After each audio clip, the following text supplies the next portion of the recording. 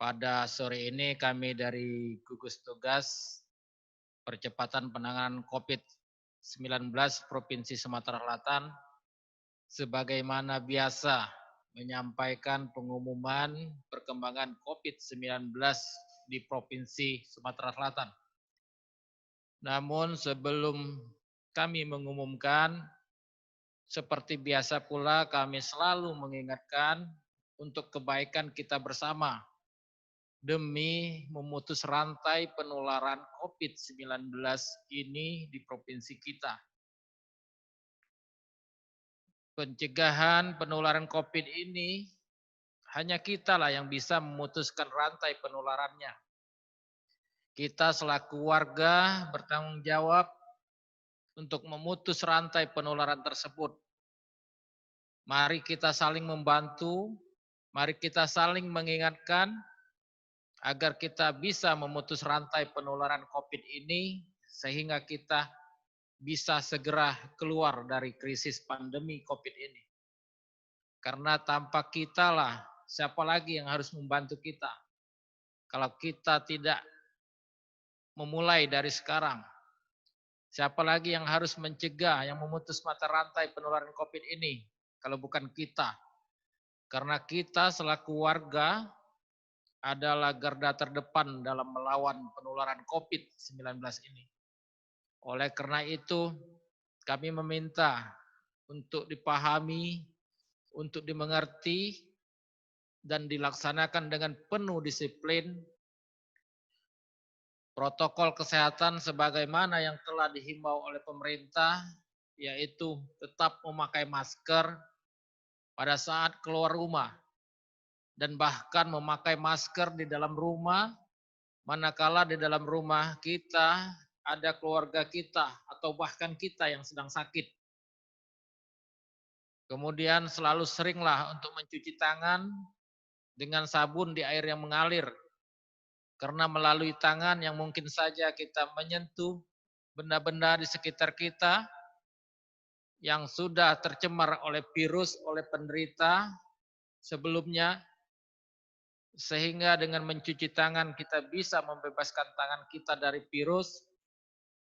Manakala kita sering terbiasa menyentuh hidung kita, menyentuh mata, bahkan makan. Seperti makan hal-hal makanan yang ringan, kita lupa mencuci tangan. Kebiasaan seperti itu. Oleh karena itu kami menghimbau tetaplah mencuci tangan. Karena kebiasaan mencuci tangan membebaskan kita dari penyakit menular. Tidak hanya penyakit COVID ini namun penyakit menular lainnya. Karena pintu masuk, tempat masuk bibit penyakit itu salah satunya melalui mulut, melalui hidung dan mata kita. Seperti COVID ini, virusnya bisa masuk melalui mata, melalui hidung dan mulut kita.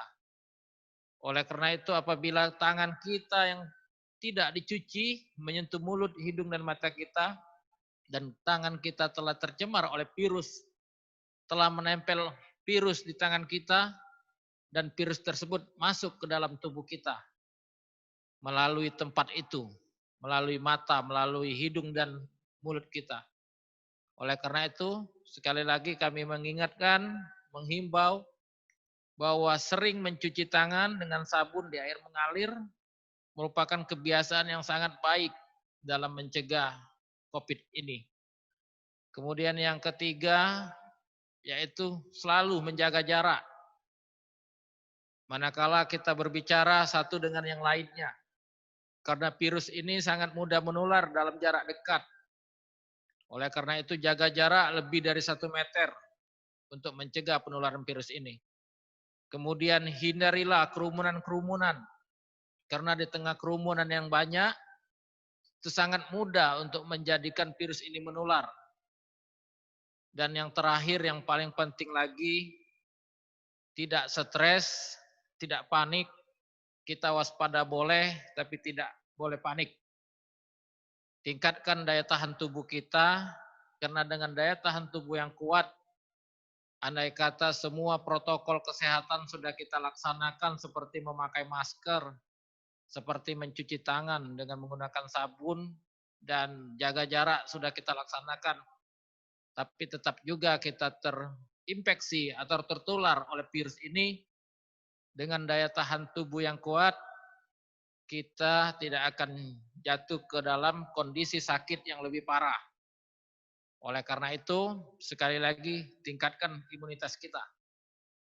Dengan makan makanan yang bergizi, banyak makan sayur dan buah, cukup istirahat, sering beraktivitas fisik atau banyak olahraga, kemudian tidak stres tadi. Karena dengan itu kita bisa meningkatkan daya tahan tubuh kita untuk melawan virus ini yang manakala virus tersebut masuk ke dalam tubuh kita. Jadi sekali lagi kami menghimbau untuk kebaikan kita bersama, untuk memutus mata rantai penularan COVID-19 ini, mari kita bersama-sama, mari kita berdisiplin, mari kita untuk mengingatkan satu sama lain, dan jangan tersinggung apabila kita diingatkan untuk memakai masker, kita diingatkan untuk menjaga jarak, kita diingatkan untuk selalu mencuci tangan oleh orang-orang di sekitar kita. Sesungguhnya dengan demikian kita telah berpartisipasi, kita turut serta dalam memutus rantai penularan COVID ini. Oleh karena itu, kami ingatkan setiap hari untuk mematuhi protokol kesehatan, yaitu memakai masker, jaga jarak, kemudian selalu mencuci tangan, karena dengan poin-poin tersebut, dengan tindakan tersebut, dengan kita melakukan hal-hal tersebut, kita bisa mencegah virus ini. Karena saat ini itulah cara yang paling baik dalam memutus rantai penularan virus ini. Siapa lagi yang harus memutus rantai penularan ini kalau kita tidak memulainya? Oleh karena itu mulailah dari kita, dari diri kita. Kita berprinsip tidak tertular oleh orang lain dan tidak menularkan kepada orang lain. Kita menjaga diri kita, kita menjaga keluarga kita menjaga masyarakat kita. Dengan demikian kita bisa terbebas dari penularan virus ini yang terus berlangsung. Sehingga kita bisa memutus rantai penularan virus ini dengan cepat. Untuk itu kami meminta disiplinnya. Untuk itu kami minta kesadarannya. Mari kita patuhi protokol kesehatan agar kita bisa keluar dari krisis pandemi COVID ini dengan cepat. Demikian yang dapat kami sampaikan. Semoga menjadi perhatian kita bersama demi kebaikan kita bersama. Selanjutnya kami akan menyampaikan perkembangan COVID-19 pada hari ini Rabu tanggal 24 Juni tahun 2020. Pertama yaitu ODP atau yang kita kenal dengan orang dalam pemantauan. Sampai hari ini jumlah total sebanyak 8.098 orang dan telah selesai dilakukan pemantauan sebanyak 6.460 orang. Kemudian masih dalam proses pemantauan sebanyak 1.638 orang. Kemudian yang kedua yaitu pasien dalam pengawasan atau disingkat dengan PDP, jumlah secara keseluruhan pada hari ini 885 orang dan telah selesai dilakukan pengawasan sebanyak 434 orang dan masih proses pengawasan sebanyak 451 orang. Kemudian yang ketiga yaitu pasien konfirmasi atau yang dikenal dengan positif COVID-19. Pada hari ini provinsi kita Sumatera Selatan mendapatkan penambahan pasien baru yang terkonfirmasi COVID-19 atau hasil laboratorium positif COVID-19 berjumlah 14 orang. Dengan rincian Kota Palembang sebanyak 13 orang, kemudian Kabupaten Muara Enim 1 orang. Kemudian kasus sembuh pada hari ini kita Sumatera Selatan mendapat penambahan sembuh sebanyak 68 orang. Sehingga total penambahan sembuh kita di Provinsi Sumatera Selatan berjumlah 893 orang. Penambahan sembuh yang baru 68 orang tersebut berasal dari Kota Palembang sebanyak 54 orang, dari Kabupaten Ogan Ilir 1 orang, dari Kota Lubuk Linggau 3 orang, dari Kabupaten Musi Banyuasin sebanyak 10 orang.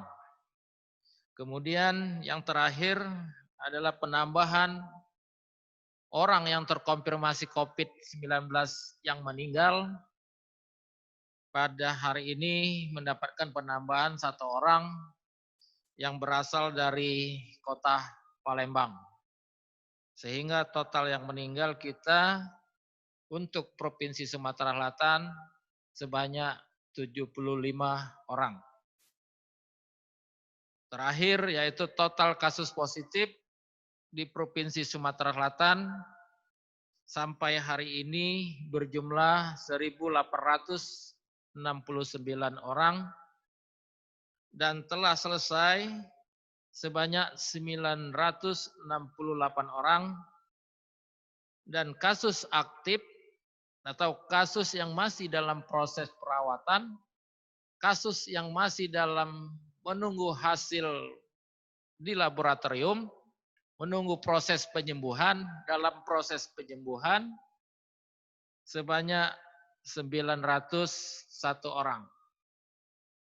Demikian yang dapat kami sampaikan.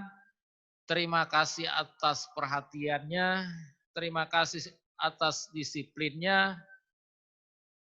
Kami akhiri dengan wabillahi taufiq wal hidayah. Wassalamualaikum warahmatullahi wabarakatuh.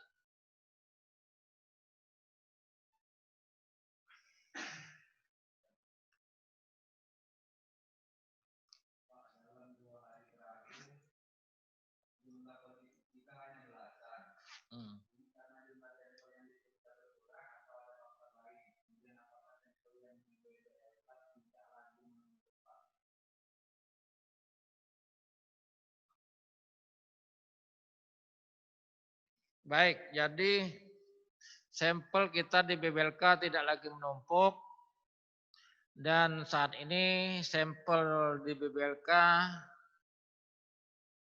dengan masa tunggu sekitar 2 hari, artinya kita kembali normal lagi sebagaimana di awal-awal kita pemeriksaan laboratorium. Dan memang penurunan kasus tersebut selama 2-3 hari ini memang benar-benar itu adalah hasil laboratorium yang menurun, bukan berarti pengiriman sampel dari kabupaten kota menurun. Pengiriman sampel dari kabupaten kota terus seperti biasa. Tentunya pengiriman sampel itu menurun dikarenakan jumlah yang positif menurun. Pada prinsipnya sampel yang diambil itu adalah yang utama orang tanpa gejala atau orang yang kontak dengan yang positif, sehingga apabila penambahan positif kita banyak, tentunya juga sampel-sampel yang dikirim akan banyak. Jadi jumlah sampel tersebut mengikuti jumlah kasus yang diumumkan. Karena rata-rata di keluarga, untuk tingkat keluarganya saja, itu berkisar antara 4-5 orang. Jadi kalau ada kasus 10, artinya untuk ke depan, besok dan selanjutnya, itu bisa saja sampel yang dikirim paling sedikit artinya 40-50 orang. Itu untuk yang di rumah saja. Artinya pengiriman sampel itu fluktuatif mengikuti jumlah yang positif yang kita umumkan dari hari-hari sebelumnya.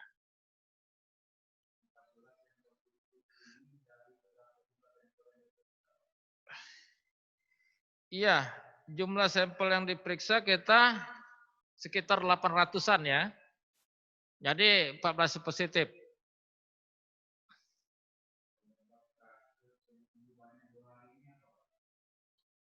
Ya penyebab kasus yang sembuh 2 hari ini banyak, ya dikarenakan kita semua yang dinyatakan positif, kita meminta untuk teman-teman di puskesmas, terutama kasus-kasus yang dirawat mandiri di rumah, yang tanpa gejala, untuk segera dilakukan follow up dan diperiksa di laboratorium BBLK, Balai Besar Laboratorium Kesehatan Palembang, yang mana hasilnya 2 hari sudah keluar, sehingga waktu tunggu untuk follow up cepat. Kalau dulu bisa sampai 2 minggu bahkan baru keluar. Sehingga penambahan sembuh akan lebih banyak.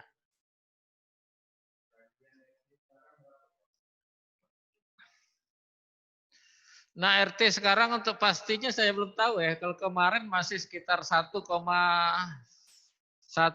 ya di atas 1 lah masih. Di atas 1,1 ya.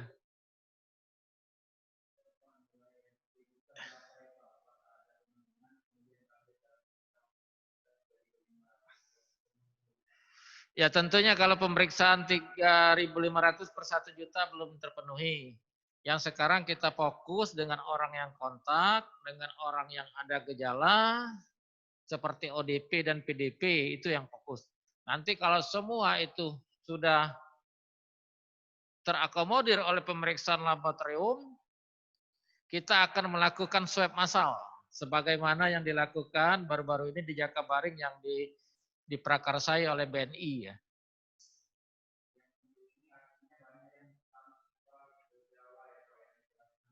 Iya, tentunya yang tanpa gejala sembuhnya lebih cepat karena daya tahan tubuhnya lebih kuat. Baik, terima kasih. Assalamualaikum warahmatullahi wabarakatuh.